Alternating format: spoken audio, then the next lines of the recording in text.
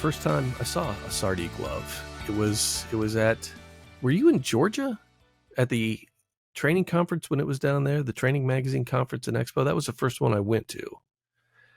I think you were. I was in think you were Georgia, but not Training Magazine. The only time I've done anything in Georgia was the ATD International Conference. Mm-hmm. Yeah.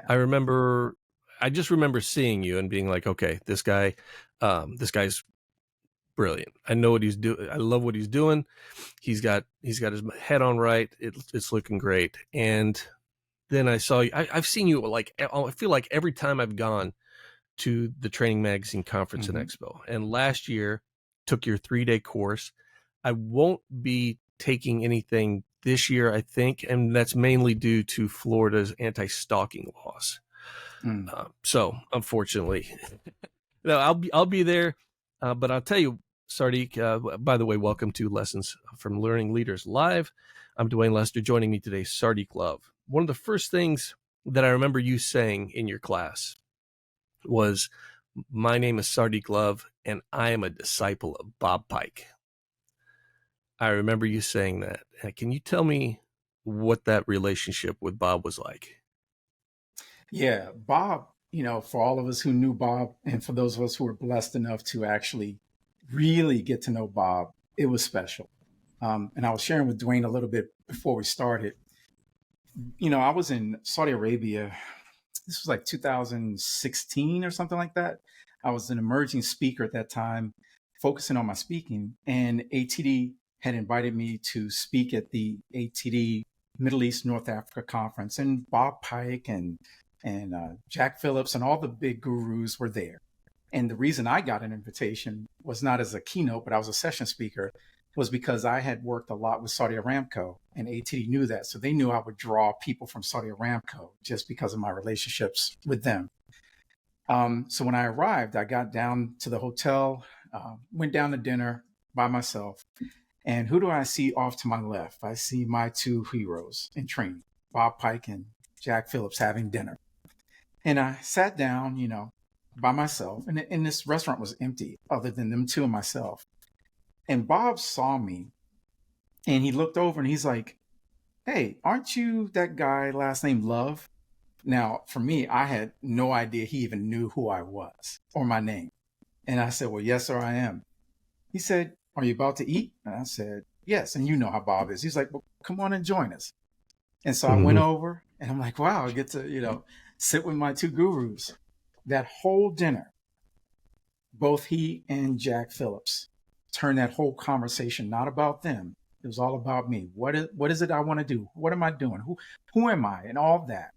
That single conversation led to mentoring, deep mentoring. Because I've been to Bob Pike sessions at ATD every year, but I had never really talked to him. And from that point on, both he and Jack took me under their wing personally. And they would ask me at every ATD conference, every Training Magazine conference, how was I doing? What's going on? And in between. And so I got to know Bob really, really well in the mentoring. So it was very special. Yeah, very special. He changed my life. Blessed to know the man. Yeah, absolutely. Absolutely. Yeah. I'll tell you, I was at, I don't remember where I was at. I just remember there was a book sale. I walked in, and here we had Presentation Essentials by Sardek Love, and you jumped all over signing it for me. So I appreciate that. Yes, appreciate you doing that. Let's talk a little bit about this book before we talk about what it takes to be a master facilitator. How did this book come around? So interesting story, another mentoring situation, similar to the Bob Pike story. I wanted to be a speaker, and I recognized this way back in 2007-8. So 2009, Ann Bruce, who's the co-author of both of my books with me, she wrote the first edition of Speak for a Living. It's the red cover. And that came out in 2009-ish. And she did it, she released it at ATD because they published it. I was the first person in line to get the book signed. And I told her at that point, I said, "I'm going to take your book and be just like you." Now, this was 2009. And, she had like a couple hundred people behind me. So I'm sure she was like, "Yeah, whatever." And she signed it. And I went on about my business. What she didn't realize was then the stalking began. So I started stalking her, and, because I wanted, I realized who she was after that. And and she had written this great book. And I took that book, and literally, so that was 2009. 2013, we ended up on a conference together. I was on my way to Oman, but on the way, I went out to Anaheim, California, and the ATD chapter out there invited me to keynote and invited her to keynote. We had dinner that night before the keynotes, and we got to know each other more. And then I just blatantly asked her, I was like, I want you to mentor me because I took your book and I'm being a speaker. And she's shocked that I was doing what I was doing with that book.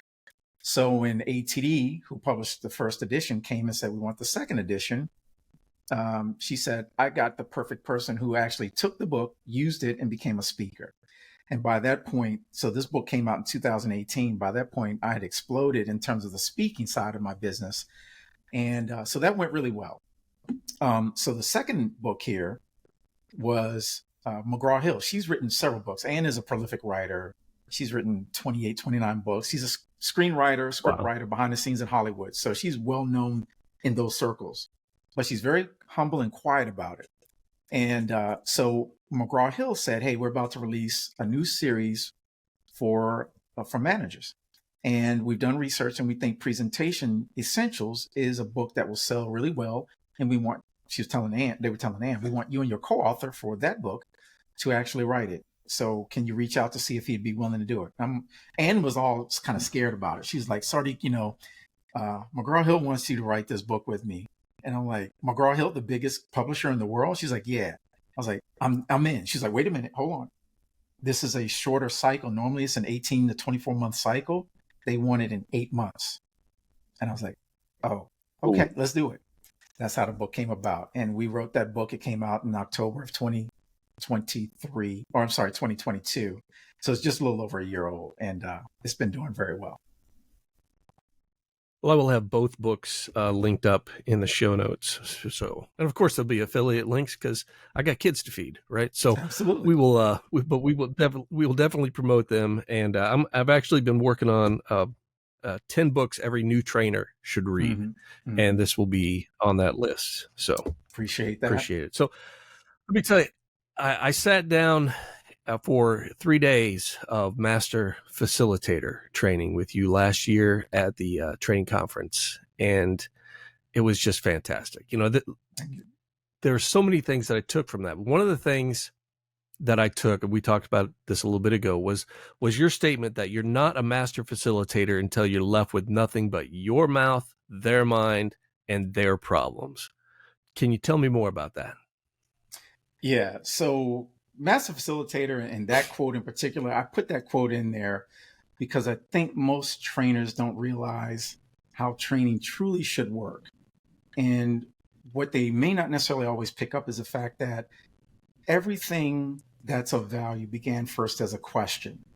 And the question is the solution to a problem. We are all problem-centered focused. Everybody wants a solution to a problem. And when we go to train, typically most training is designed as content heavy. And we forget about the problems that people have back on the job. We train to a book, a 3-ring binder, or some policies and procedures. But we fairly often fail to actually go and talk to the people who are doing the job and ask them this most operative question. What are the problems that you're experiencing? What prevents you from being successful in your job or in these tasks? That's what people want. So and that's the relevancy. So when we can make the training about the problems that they experience back on the job, the content automatically is relevant and you automatically get transfer of training. But for some reason, we don't do that. So that's where that quote came about. And I came up with that all about problems. If you focus on problems that they have on the job in your content and delivery, your training will work very well. I just finished a book called Little Bets. I don't know if you've ever heard of it or read it. It was a pretty good book. It was a short book, but it talked about the ideas of innovation. They talked a lot about Steve Jobs, and they talked about Bezos and how small little bets have astronomical results. One of the things they talked about in here is the need for people to actually go and be a part of what they're trying to do, to be a part of what their market, really, to be a part of their market and see what you just said. What are the problems they're facing? Because we talk about this waterfall technique of design where Mm-hmm. everything's top down, and then everything's got to be finished. And then by the time you get this product to market, that there are new problems that nobody even saw coming. And Mm-hmm. so when you're able to embed yourself and make these small bets and use more of a design thinking, you can start adjusting and then get the product out that they actually need. So Mm-hmm. there seems to be a place for both kinds, where you have a product that you put out there that people can take and apply. But when you actually start consulting and working with people, you can't just bring a one size fits all kind of program or mindset. You have to embed with them and get to understand what they're dealing with. Totally, totally. And a lot of people don't realize, I'm a training professional, yes, but at my heart, I'm a performance consultant. I help people build training that actually improves performance results. And, so that whole concept there is you identify a problem or what you think is a problem or what they think is the problem, and that's a hypothesis. And so now the job that we have is to go validate or invalidate that. That's the needs analysis phase of training, which most people don't actually do. They just go train to a problem and usually address just the symptoms of the problem, not the actual root causes. And so when you look at it from the perspective of hypothesis thinking and validation of those hypotheses, to your point, you can do things, you can accelerate performance quite considerably using simple concepts like minimal viable product. So in the marketing world, they don't get it out with perfection. They get it out and they redesign and continue to enhance it, continuous improvement over time.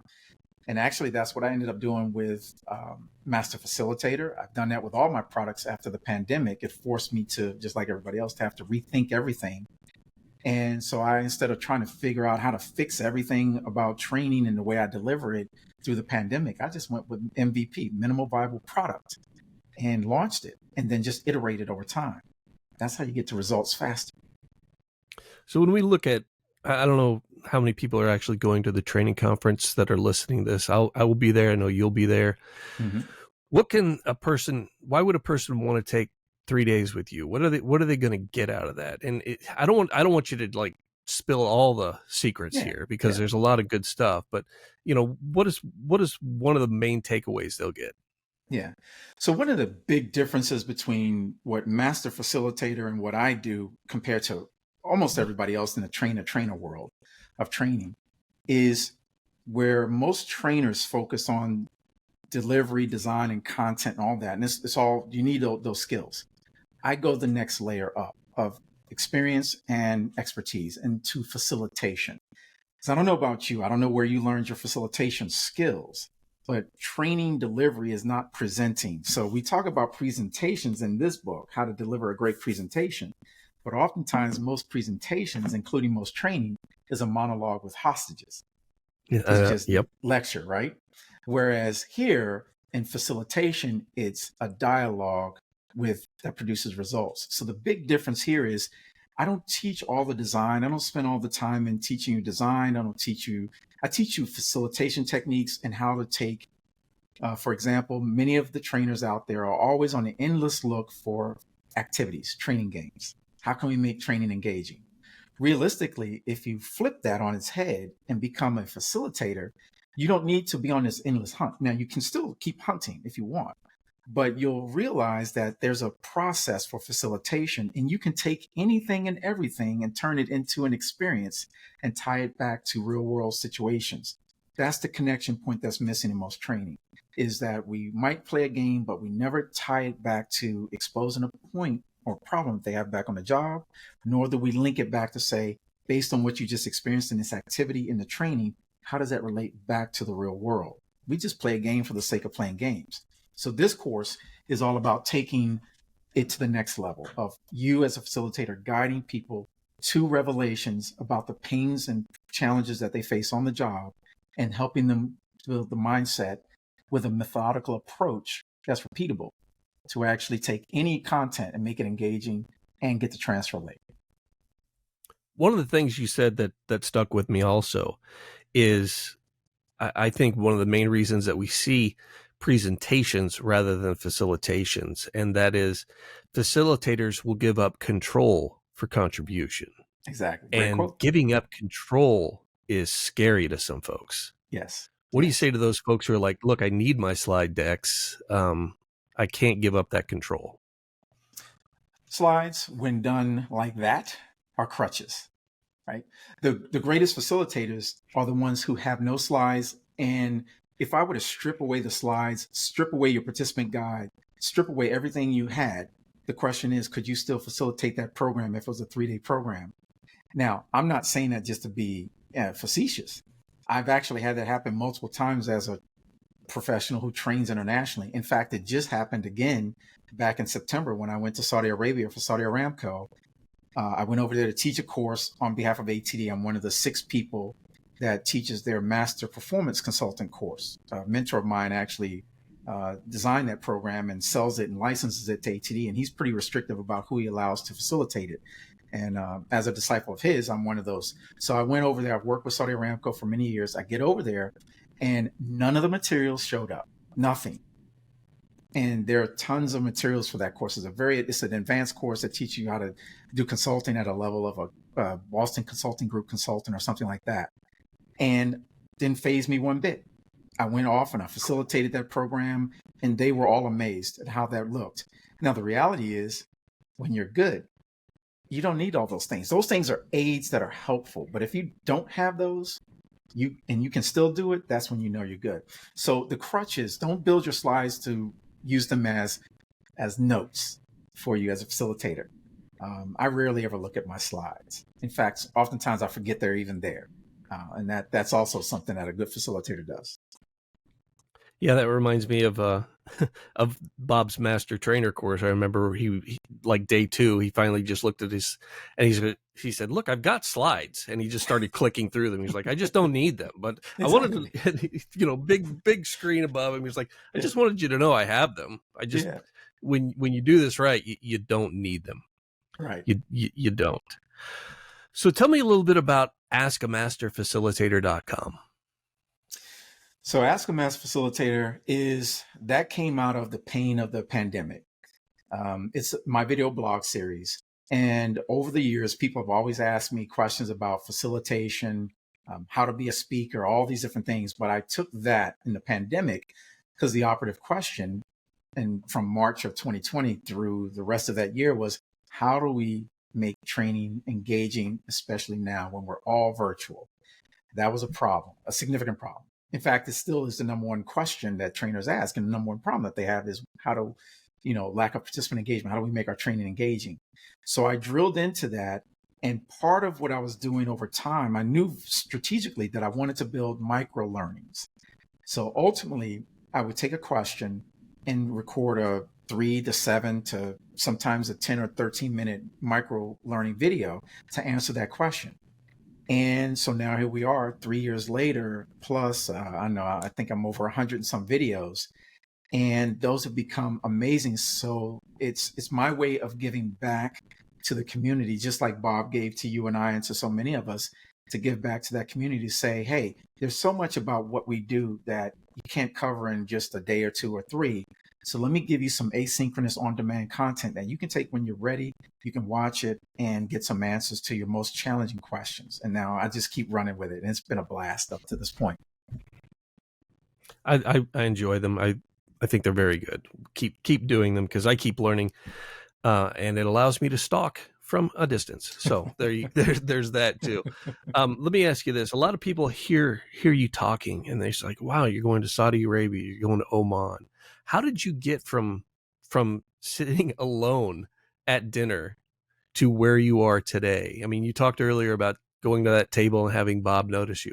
Tell me about Mm-hmm. the journey from starting out to where you are today. And if someone's listening and they want that journey, is that Mm-hmm. still something that people can do, or is it a saturated market and they should look at something else? Absolutely can do. And even if you are doing something that there's a saturated or appears to be a saturated market, Ramit and many other prognosticators will tell you this. You want to go in a lane where there's demand.